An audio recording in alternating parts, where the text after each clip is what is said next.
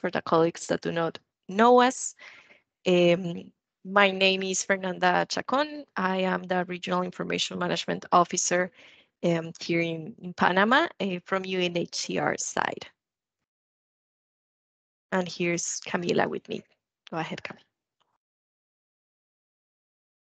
Hi, everyone. My name is Camila, and I'm the other IOM officer from the regional platforms for IOM site.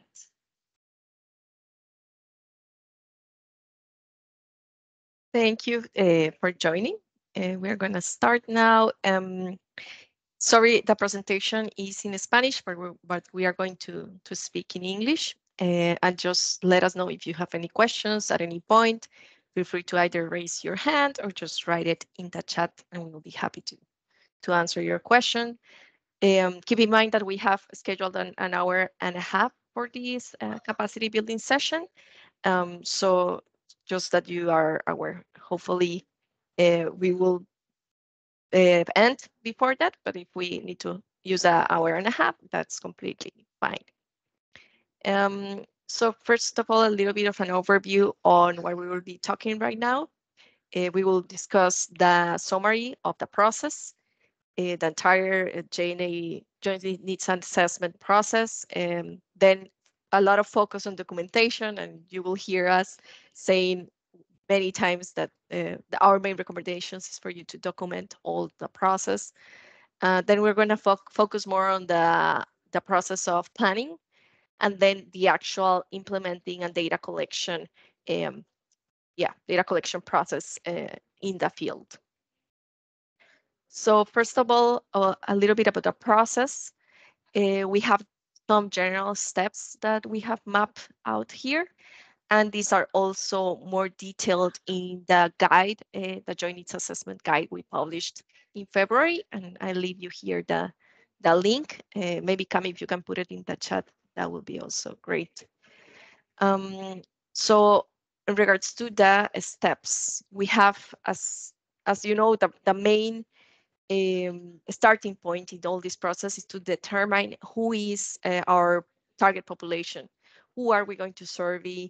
Is it going to be just people in destinations that are Venezuelans, or are we also including other nationalities? Are we focusing also on people that are moving in transit, or like in the case in the Caribbean, it's mostly in destination? But then it's really our starting point to have that clearly defined, and also the specifics on this population. So basically, our main eligibility criteria in this case is that this population the intention of them is to stay in the country, and they are coming from Venezuela, or at least one Venezuelan household member. Then the second step is to define the geographical coverage. Obviously, if you're going to do it by either, I don't know, if you have a region or department or province, if you're going to cover all the provinces, or just focus on the ones that have a more Venezuelan population, and how much are you going to focus in these regions. Then document the objectives of the evaluation of the assessment. And then very important, and this was done early this year and late the year prior to this, is to identify the available resources that you have for the assessment. This is key for all the planning process because you need to have to know very clearly how many human resources do you have available for this.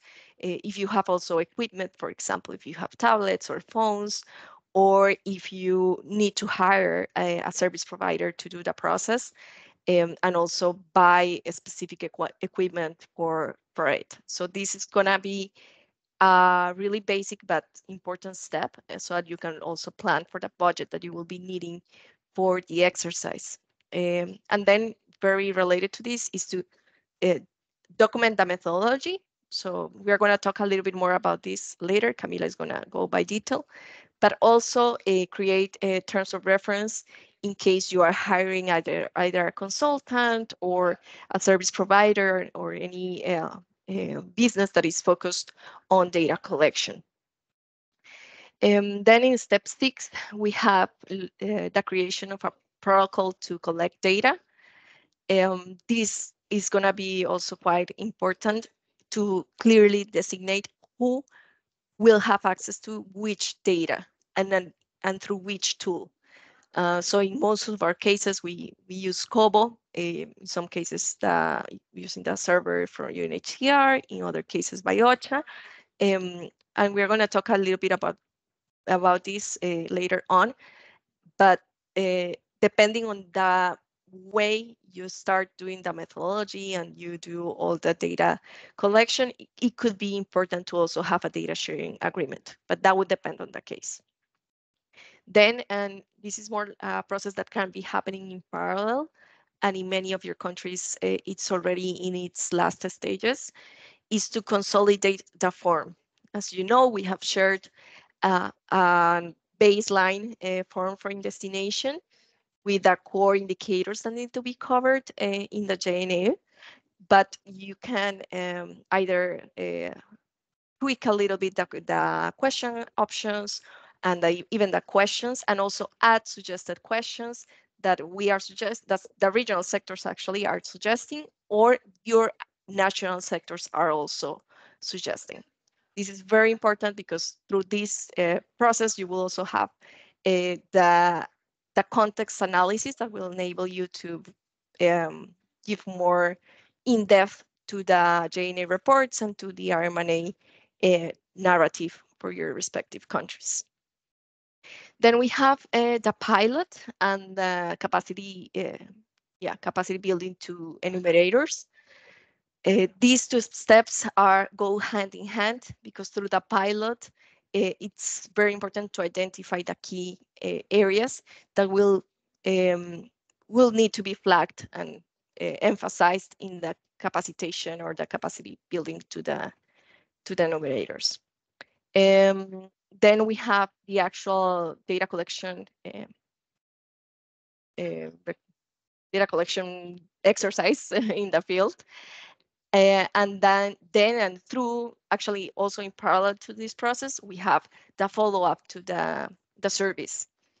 And we will explain later on, but it's really important that this is a constant follow-up. We need to know the quality of the data we are gathering in the process, not wait until the end, because until the end there is nothing else to do, but instead do it in every step of the process so that we can give feedback to the enumerators, identify if there is any potential issue with the form or the way that is configured in the tablets, or any potential issue related also to the way that the enumerator is asking the questions. Then after the data collection is completed, we have step 12 and 13, which is all the data cleaning, crunching, analysis. And this really needs a specific human resources that has the knowledge and the capability to do it in a way that that ensures the quality of the data. And then in the step 14th, we have the publishing of results. This can take form usually in a JNA report, but also, and part of what we do, of course, and you can keep going here with the steps, is to, through the data analysis and the data crunching, start doing the data, the calculation for PIN figures. So for all the sectors, for intersector, and also have all those workshops with sectors and with partners, so that you can have more information that will enable you to actually have an analysis and an in-depth information for the RMNA narrative. So it's both ways for the JNA national or sub-regional report, but also it will gives you all the inputs for the regional needs analysis, which in this case is the RMNA. So those are the main overall steps. And as I mentioned, you can keep going through the next ones. Then a little bit about the regional timeline. You have already probably seen this. This is the timeline that we have for this year. And we are in March, early March. And right now, we are all the platforms are finishing their form review. their national form review. Because as explained in the previous step, it's important that it's customized or adapted to the context. We at the regional level, we give you a baseline, but then you need to customize it according to your needs and all the discussions that you can have with your partners and sectors.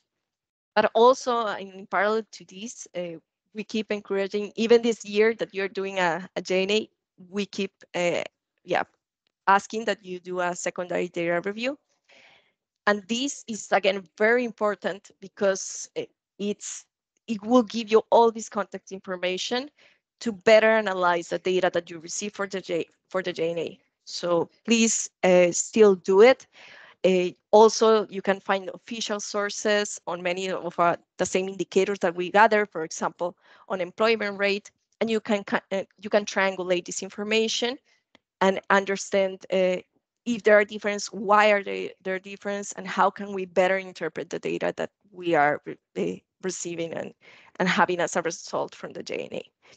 So please do still do the secondary data review. And in case you are not doing a JNA for in transit, this will always be your sources. So important also in case you have a in transit population and you are not doing a JNA, then identify these sources through the SDR. And then you will see on all the yellow parts are the actual questionnaire, data collection, cleaning, analysis.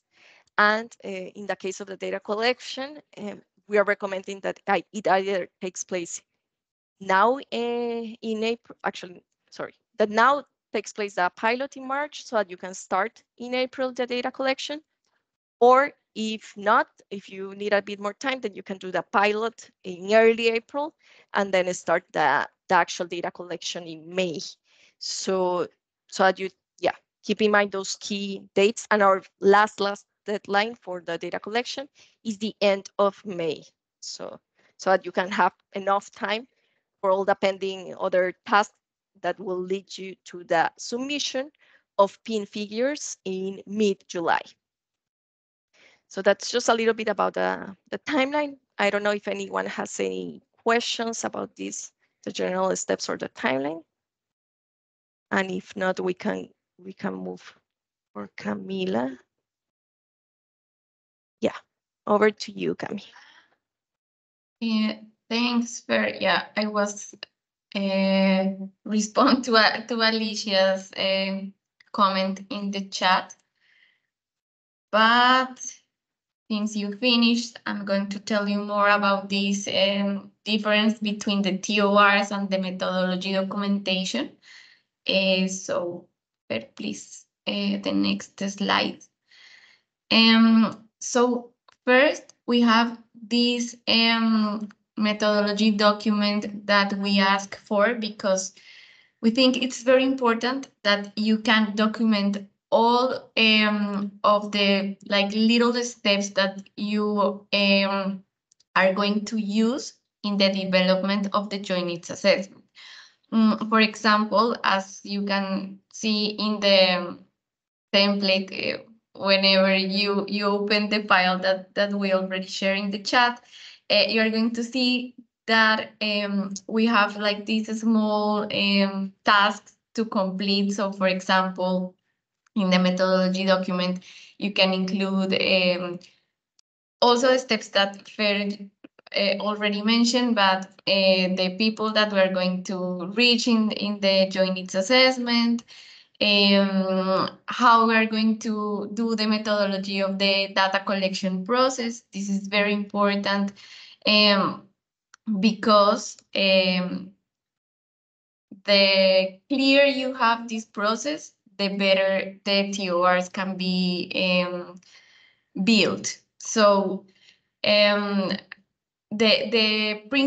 main difference between those documents is that the methodology, it's like an internal document just for us to document all the process, and the TORs are the document that you are going to share with your procurement area in each of your agencies. For example, if IOM it's going to fund the JNA in each country, you're going to ask the procurement area from IOM to share this template, and the same with UNHCR.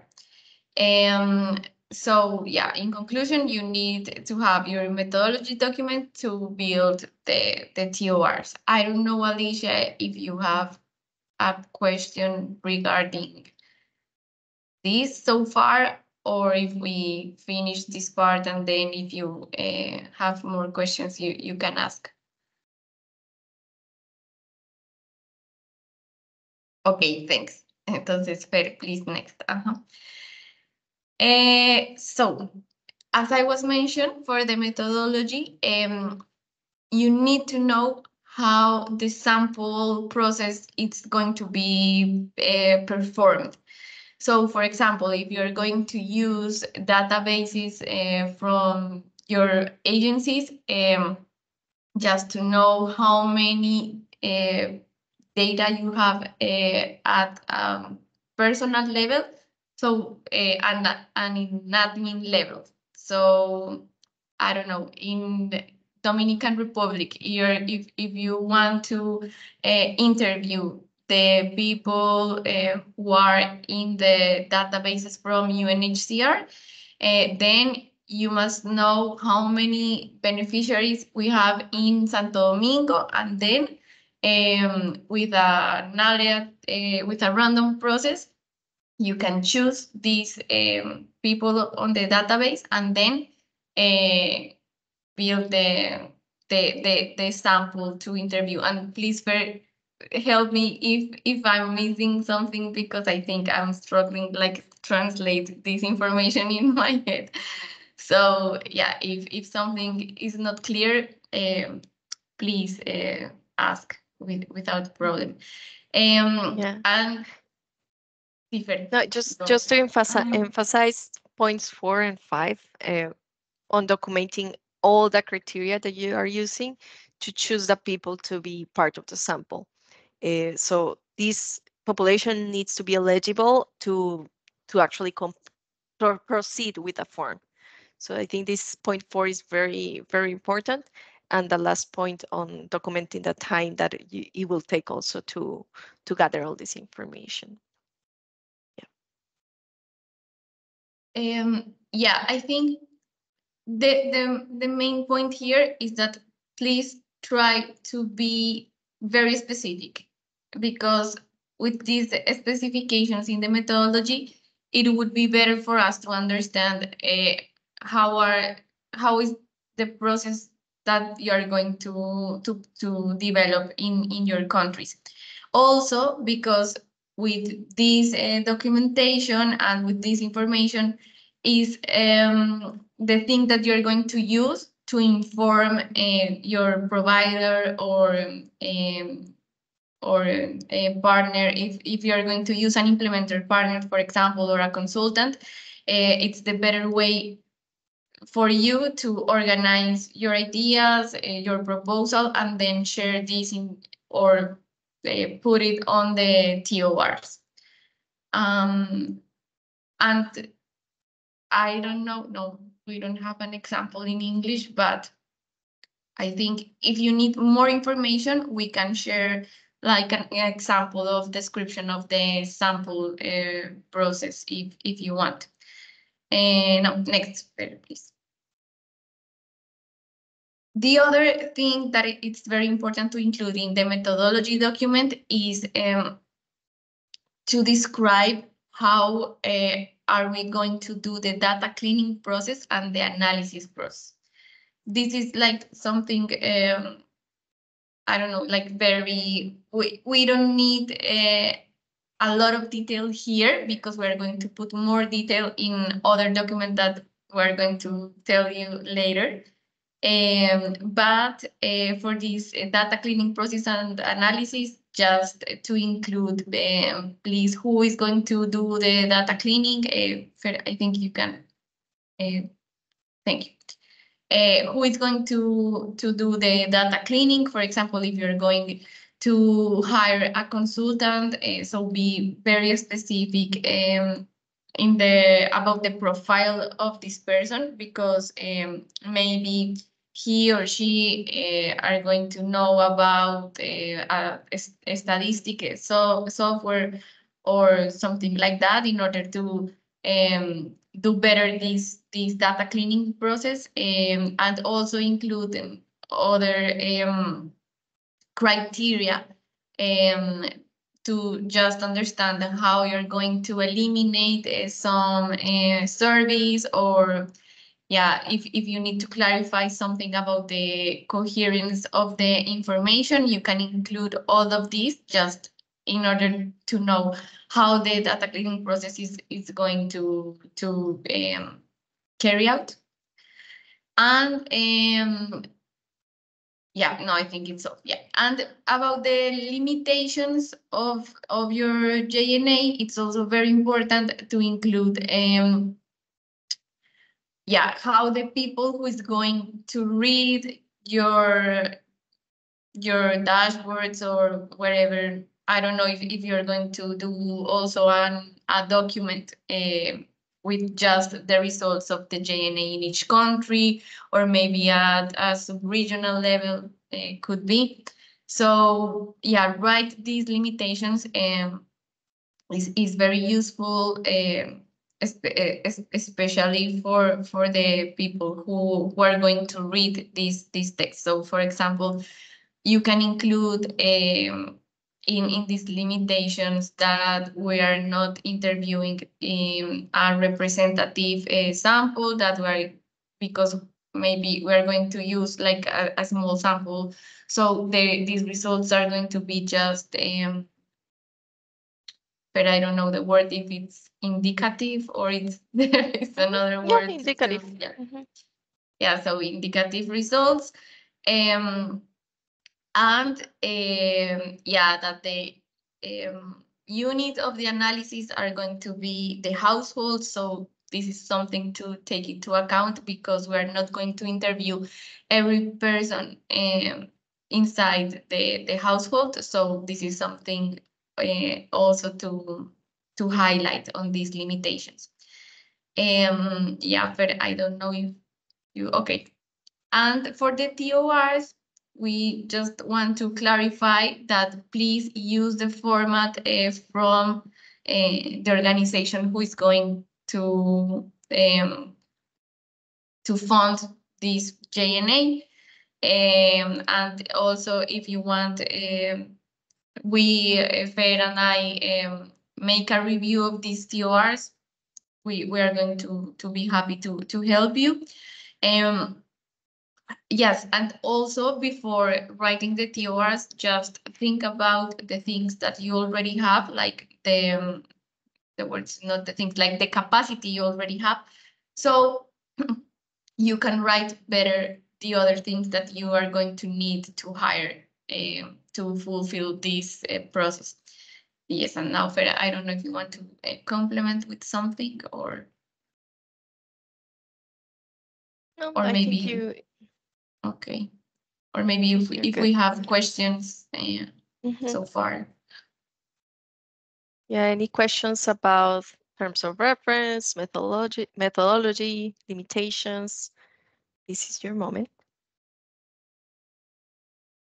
If not, then we will continue to talk about the timeline, but in this case, um, for your year as a national level or sub-regional level timeline. So here we have already shared with you a base that you can use. We shared an Excel document with all IEMs. And in this case, you have like the detail on the preparation activities, the data collection and the analysis and reporting. However, you can make this structure as detailed as you need it. So at least you need to have very clear the deadlines and the times that this will take for the blue activities. And it's very important that you also complete it in the Excel that we shared. Uh, but you can go further and go into more detail. And this is very important that you do it in parallel to when you are doing the methodology so that you can start planning for all the activities that you need. And this will be your main input for you to know how much time does it take to complete each one of the steps and then be able to comply with the regional deadlines. Also, it will help you to plan better and just to respect the different key deadlines and avoid significant delays. It's normal, and let me just put that parenthesis, it's very normal that there are delays, but if you keep it in a breakdown structure, then it will help you to plan mitigation measures and how can you still with these small delays be able to fulfill your main goals for the regional deadlines. So this is highly encouraged to go into as much detail as possible for the planning. And we have in the title JNA plus RMNA because it goes beyond JNA. It also includes tasks or should include tasks related to the submission of data and inputs for the RMNA. And now Cami is going to talk to you a little bit more about the implementation stage. So over to you, Cami. Okay, thanks, Fer. Well, first, we're going to mention like 3 steps that you have to take into account before you start to do this, the whole process to give the numerators the information and before you start the the subsampling process. Because as the one thing that we're going to have in mind, oh my god, this is so difficult. Pero puedes Maybe. ayudarme acá como con decir que esto es algo como antes de, o sea, que ya tenemos que tener el muestreo listo. So we have to have the sampling already done by this point. Thank you. So the first step that you need to do is to organize your data. I know that this sounds like so basic, but maybe if you're going to hire a provider and this provider is going to make this sample for you and then they're going to share with you these contacts or data from Venezuelan people, it's better for you that you can check and you can review this database before you are going to do this subsample step. Because the Venezuelan people always change their numbers, or they just buy another SIM card. So in these cases, sometimes it's very difficult to recontact these people. But if this is not your case, the only thing that we recommend is that if you're going to use some beneficiary data, you just guarantee that you know all the beneficiaries in each of the admin at the admin one level. So you just can know how your sample is distributed by admin one. Then the second step is to establish this target number of service that you want to implement. So, for example, if you have a database of 100 beneficiaries, you are only interview, I don't know, like the 50% or the 60% guarantee that this process is robust, so you're choosing a confidence level and a margin error for to obtain this random sampling that we suggest. And the third step before is to communicate how you're going to share and to ¿cómo se dice repartir? Distribute. To distribute the information for the enumerators. So yeah, maybe you can set a meeting, or yeah, for sure you're going to have like a coordinator in the territory. So maybe you can coordinate with him or she, and or with he or she, so you can distribute this service between the enumerators through this person.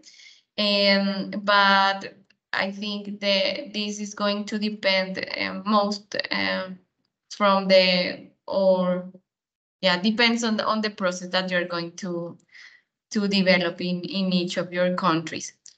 I don't know if until here you have any question, or Ferry, if you want to say something. No, I think there is no questions at any point at this point. Yeah,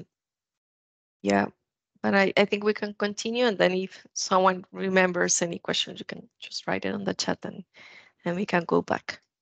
Okay. Yeah, protocol now. Okay. And then this is the document that I was talking about a few minutes, and it's to create this data sharing document and this data collection protocol. So in this document, the idea is that you can include all of the people who is going to have access to the data that you're going to gather. So for example, yeah, I don't know if you're going to create um, a user to share between IOM and UNHCR, in which Kobo you are going to gather the information, who is going to be responsible of the data cleaning, what are going to be these criteria for the data cleaning process, how much the survey, how long it's going to take the survey, because if you know the duration of the survey, it's better for you um, to plan and to know how many surveys you can do, like in 1 or 2 weeks or 3. So this is important to have, and also I think you can complement with the data share agreement in case we need it. Yeah, I think it's important that you understand, first of all, that this will depend on how are you gathering the data and who is doing it. So for example, if you are, if one of the lead organizations, so let's say like IOM, is paying for the exercise and hires a service provider to do all the data collection in their own tool or even in Kobo, and uh, then IOM will have access, of course, to this data. Then if you need your counterparts from your UNHCR or other partner to have access to the data, then you will probably need a data sharing agreement or some kind of like memorandum of understanding with an annex on data sharing. So that it's legally binding and like very clearly designated who will have access to this data and for what purpose, et cetera, et cetera. However, that's one scenario. But if you are doing yourselves, like UNHCR and IOM is doing the calls to all the population, and these people have previously accepted to participate in this joint exercise, then it's fine that IAMs from both organizations can have access to the same Kobo account and look at the raw data. It will not be required a data sharing agreement for this case. However, if then you're planning to share it with another partner that will use it for another purpose, that's when you will need one.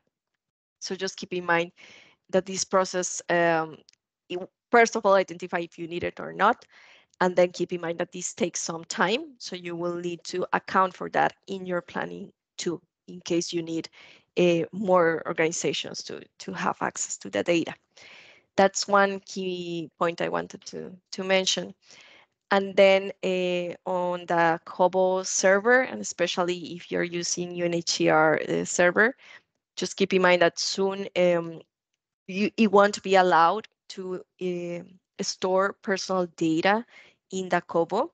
Hence, questions like date of birth or questions that are very specific that will enable you to identify someone will not be, you would not be able to include this in the Kobo for UNHCR in the near future. We still do not have a date, but it is upcoming soon.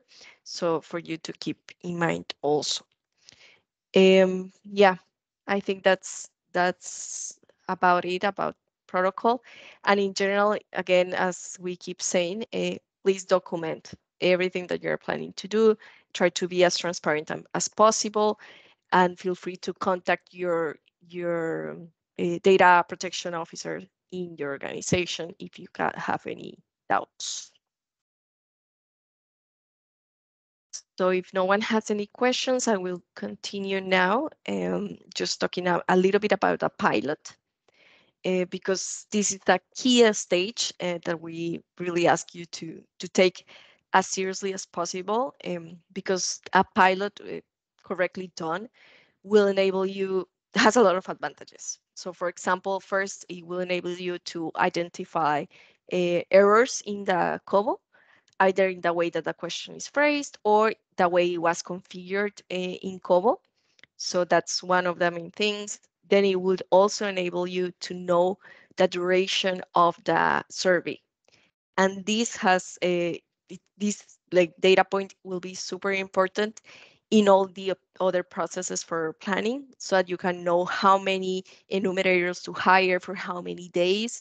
This is key. Then it will help you give feedback to the tool, into the questionnaire yeah, content, and identify areas that need to be reinforced and explained to the enumerators in the capacity building session. So yeah, please do the pilot and do it as if it was the actual thing, the actual data collection. Think about all the surrounding topics, like how many people are going to be, how are they going to be moving, at what time, how do we deal with transportation, etc., etc. So yeah, those are very key points for you to consider while you are doing the pilot.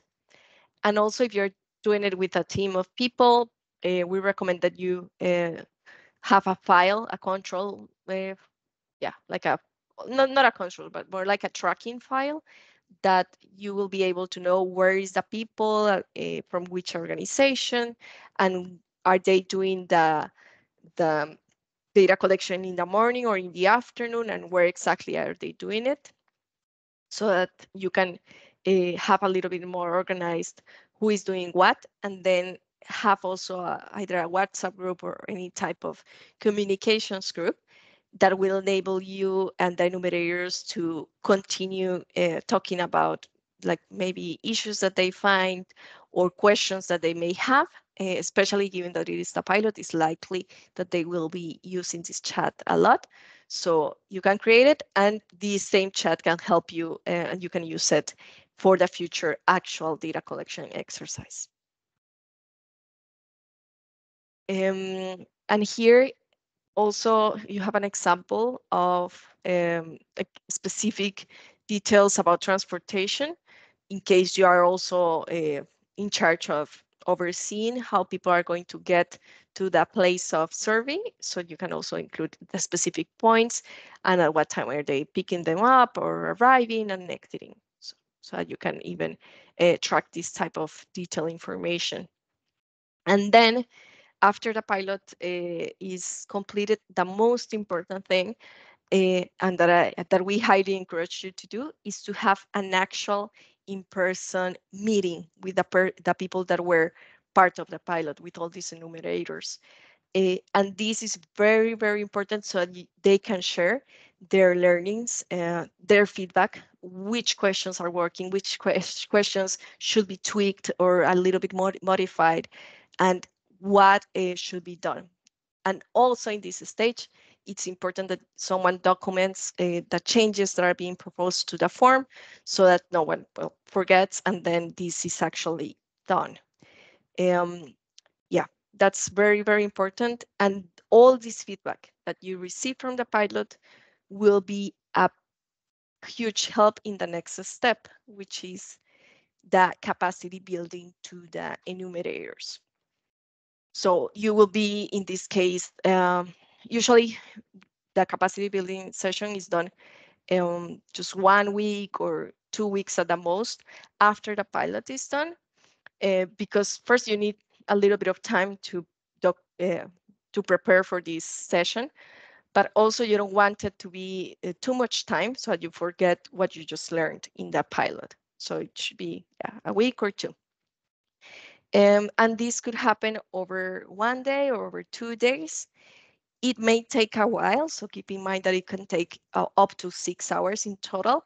So it's probably best that you split it in either 2 or 3 sessions so that it's not as heavy and people can actually have time to digest and think a little bit more about the learnings. So yeah, so for example, you can have it one session 3 hours 1 day, and then the next day the other 3 hours, or one part in the morning and then the other part in the afternoon. And then together with this, it's important that you have a simple manual or guide for the numerators. This does not have to be anything complicated, and even when you are preparing for the capacity building session, many of the things that you will be using for that will be can be documented in the manual, and then you can just kill two birds with one stone, basically, and do both things at the same time. And this is also very important for several reasons. First, for example, we have people that are a lot more visual and that need to have like a document to guide their work. But also we all forget, and I think it's very important that there is a resource that you can refer to remind yourself, oh yes, that's how I should ask this question, or these are the aspects I should take into account when identifying these sensitive cases, for example. So this is highly encouraged that you do a manual. And then from the regional level, we're going to share some general recommendations that have developed our accountability to affected population working group, that just deals a little bit with what are the best practices when surveying refugees and migrants, and which aspects should be very important for the enumerators to take into account in the actual field process. No? And finally, if you have any national sectors that are active, uh, please involve them. It will be they can also provide very valuable inputs when doing the capacity building, explaining the rationale behind all of the questions and how to do it in the best way possible. And then on the content for this capacity building session, it is very self-evident, but it's important that your starting point is the objectives. What are we looking to do with this assessment? Why is this important? Here you don't have to go into much detail, but it's important that the people that are actually implementing the survey understand why is this being done, and also so that first they do it and they are aware of the macro situation, but also if the person being interviewed, the refugee or migrant, has questions, then the numerator will have enough information to answer and say, this is why we are asking you this information. Yeah. And then just a general section on the methodology of the data collection. So that, again, she or he understands the logic of how are we doing this, especially if we are trying to focus or try to have representativity or indicative representativity for different age and gender groups. So what should he or she take into account when they are doing the data collection? Then the protocol, which is what just Cami and me explained about all the the number of target surveys, who are the focal points of each organization, how will this information be used, how will it be sorry, how will you download and use the application in Kobo, or if instead you're using the link for the remote option. So all that details on how are you actually recollecting that data. Then we have the protection protocol, and in this is very important also to involve the sector, the national sector of the protection national sector, sorry, and the sexual exploitation and abuse working group, because they will give you more information and more guidance on how to manage cases that are a bit more sensitive, and especially cases of violence, gender-based violence, or separated or non-accompanied children. So it is important that the enumerators also have at least some basic understanding on what should be done if cases like this are identified. Then, of course, point 5 is what will take you most of the time, which is the explanation of the form. So explaining question by question. And then you can also ask some sectors to participate to explain their corresponding questions. And this can take about 2 hours. And then point 6, this is obviously entirely optional, but it's a good practice that you implement a quiz or some sort of short exam at the end, so that you can identify and understand the level of knowledge and understanding that the enumerators had. And if you see that they are still missing some information in one of the areas, then you can reinforce that a little bit more at the end. So for example, you can use a Slido for this or any other tool that they can quickly answer. And finally, we also recommend that if you have a mapping on the different services that are available for refugees and migrants, or any brochure with a contact list of organizations working nearby, it will be really good that you give this information to the enumerators so that they will also be able to hand it to the people while they are interviewing them, or just have it there in case someone asks and a sensitive case is identified, then they can at least give this information on where to go or which are these organizations. So this is the last point on capacity building for the enumerators. I don't know if you have any questions about this, or if not, then we're going to continue with the last part on data, the actual data collection process. Over to you, Cami.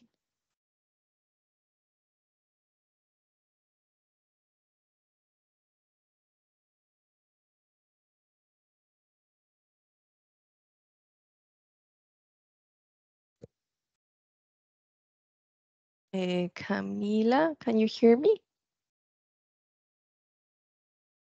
I don't know, we lost her. Cami.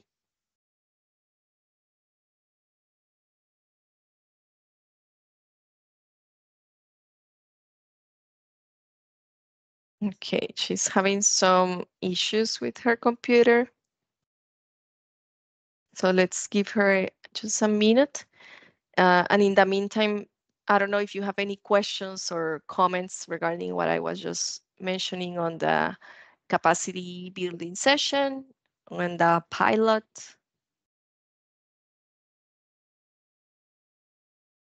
In your experiences when you have done a pilot, has that been good, useful? maybe you can also share a bit about your experience.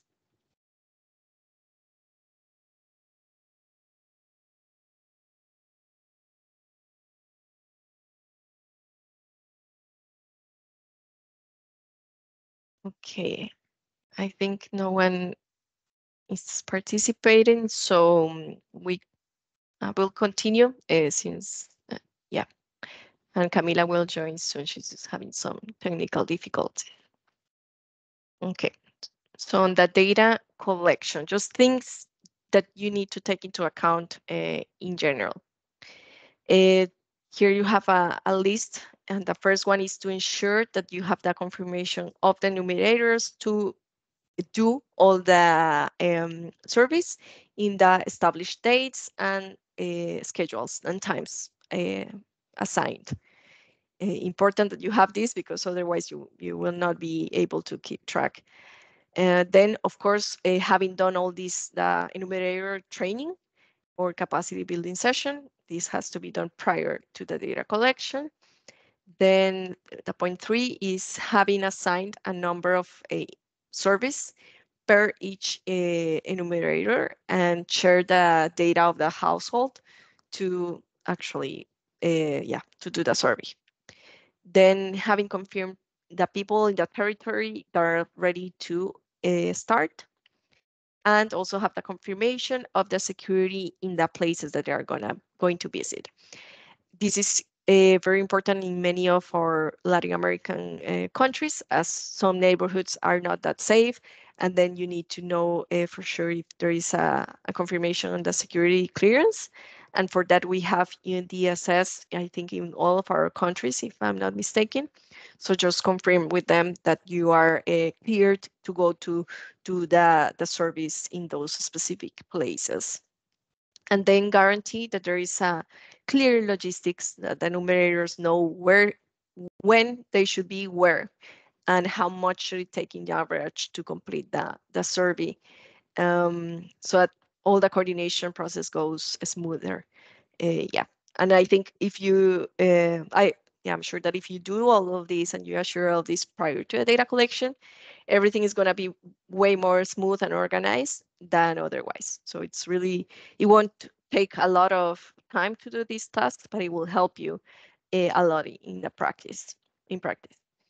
And then in the follow up, it's important that you have a tool. So it could be a dashboard or just some, even Kobo gives you the main statistics in graphics so that you can keep track on how are the surveys advancing, what's the progress. If we have some outliers, for example, people, enumerators that are completing the service in 10 or less minutes, then that's something that you need to take a deep look into because this will probably require some direct follow-up with this enumerator. And then this is really related to point 2 because of the feedback on the service. So you will be identifying, and it's important that at least one focal point is in charge of this important task, and is to keep monitoring the data quality of all the questionnaires done in the process. And usually it could be done like either every day or every couple of days, but in a regular manner, so that the feedback can be also done and shared in a regular manner. And then the last point is to have WhatsApp groups to establish a communication mechanism that is constant with the enumerators and the coordinators in the field. And if you already have your WhatsApp group from the pilot, you can also use it here. Yeah, but Cami is back, so I don't know if you want to mention another point. Go ahead. No, first, thanks. Thank you very much for helping. No, yeah, no comments. Just we can continue with the other slide. So, okay, now the steps that maybe you have to take into account during the data collection process. So during the data collection process, it's very important that you keeping the partners or the enumerators or the coordinator in camp aware of all of the process and all of the things that are happening during this period. So we can perform like a dashboard or a Power BI just to show how we're doing the data collection. So for example, day one, we collect 10 surveys. Day two, now we have 15. Now we have 50. And in the third day, we have 100 and so on. So this is very important. I said we can perform because, yeah, talking about for us, but the idea is that you in your national platforms make this Power BI. But if you need some assistance, we can review and maybe give you some help doing this dashboard.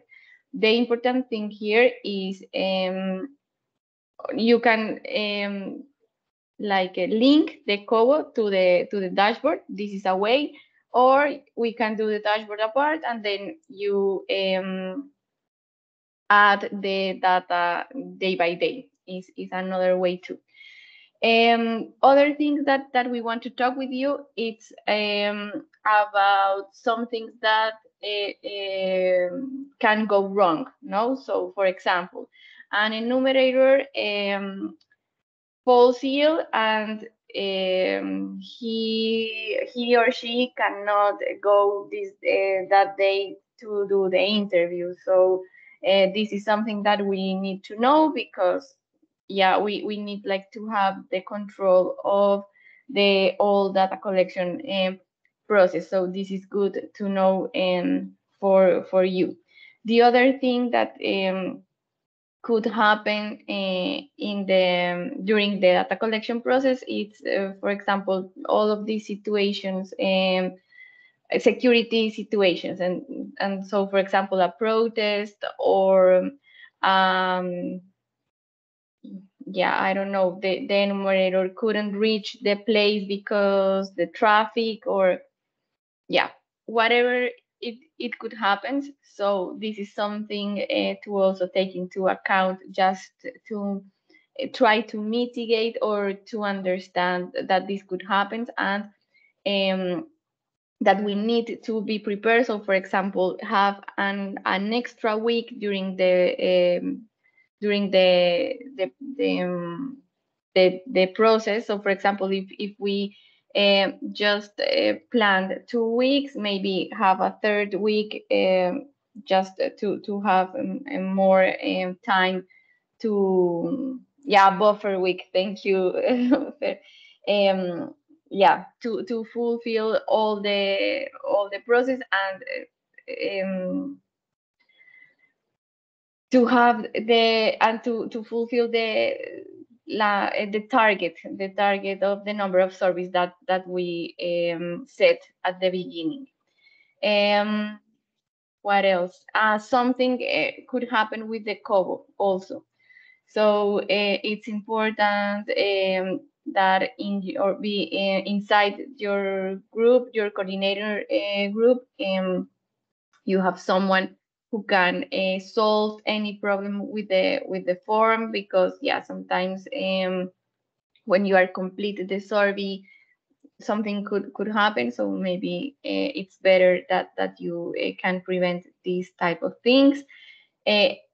We left these questions like what else, what are other things that we can prevent.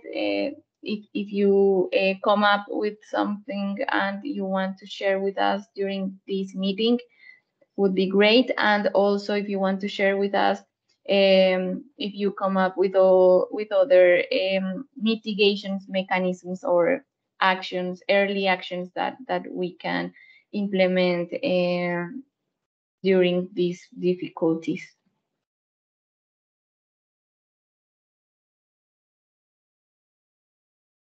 No one? Okay. Um, well, now, yeah, so we can go and finish with these final recommendations. We think that the coordination and the communication is very, very important. So keep these meetings with the partners, with the enumerators, with the consultant, and try to, yeah, always inform how you're going to perform the process, what are going to be the steps during the whole gathering process and the data collection process. So this is very important because you maintain, you keep informed the people, and also they are going to know how to do better during these weeks. Also, we strongly recommend to do another meeting at the end of the process for your partners, and yeah, all the people involved know how was it, how was the exercise, how many surveys did you collect, yeah, all the feedback and all the information that you can provide to the people. It would be very important. Also, we recommend to have another meeting with just the enumerators, just to know how was the process, because sometimes the enumerators have more information during during they are doing the service. So could be help. This will be helpful to yeah, to do this in document of the JNA more rich. And finally, the last meeting would be the one in which you can share the results. No, so just the initial results, and yeah, what are the principal needs that you find.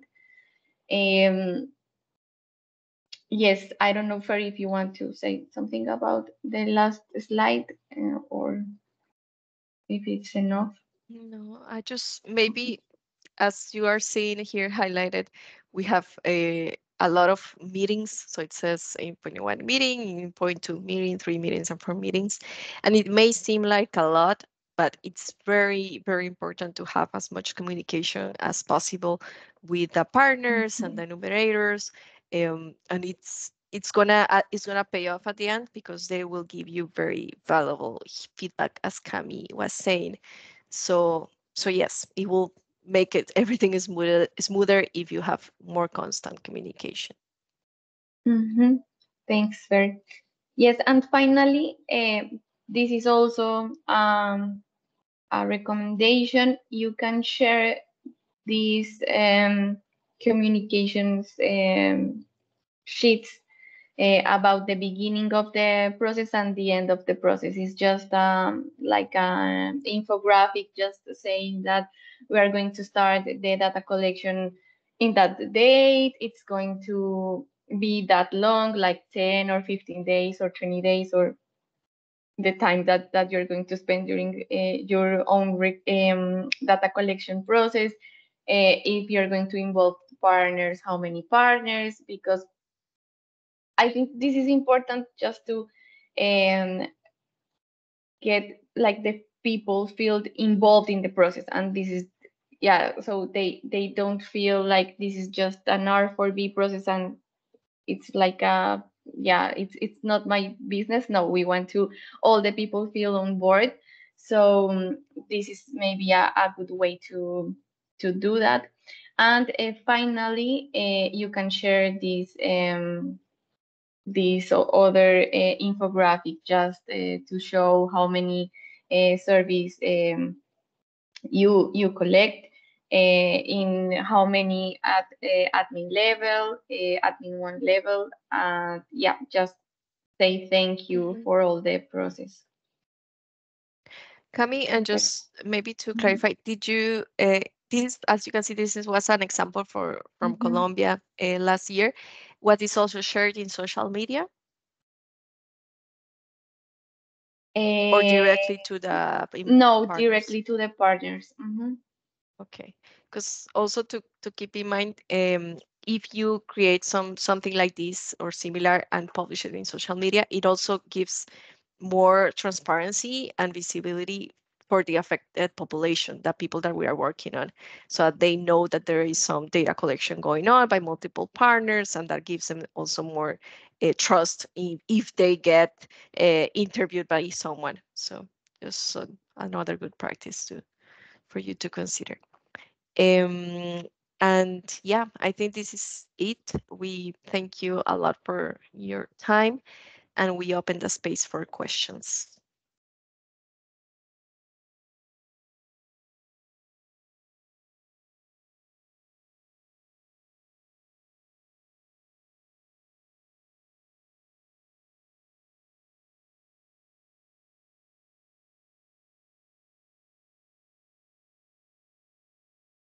I don't know if we were very clear, um, but yeah, this is your time. There is no silly questions, and also, yeah, this is the space to do it. So feel free to let us know.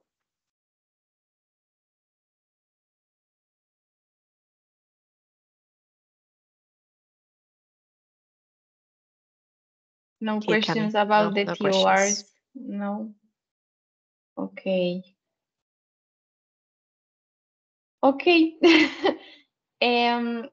Yeah, I think um you can write us a fair or me through Teams or send us an email. We were very happy to help you in all of your process. So yeah, like we remain Yeah, attentive.